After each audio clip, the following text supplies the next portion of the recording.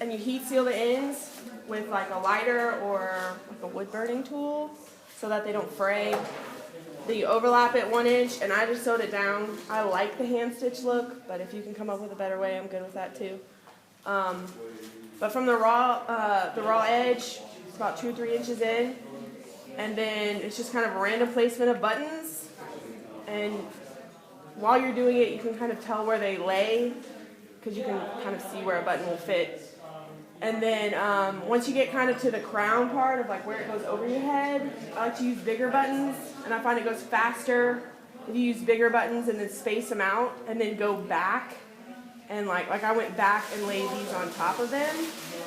So like I have one more button to add, like right here needs a button, but other than that it's pretty full. So you just sew a button on. But see how they're kind of touching? I want one to lay over it to kind of overlap it. And I usually use the less expensive buttons, like the more like plasticky kind of buttons that aren't as nice looking on the bottom. And then lay like vintage buttons, a few vintage buttons, maybe some of those mother of pearl buttons on top to kind of make it look interesting. And so you can also put the like vintage button, unique stuff on it. So I'm pretty much done with this one. And then go back and knot it and tie it off. And that's pretty much it. So it's all one string? Mm-hmm. Just continuously? Yeah. So you don't start from one side and go to the other side, you kind of just put stuff where you want it and then go back and fill in?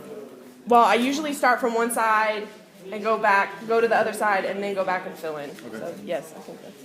Yeah, you can't jump around. Is there a certain kind of knot you need to do? What? Certain kind of knot?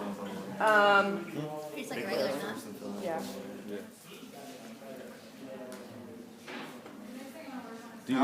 How far up the headband can the buttons go?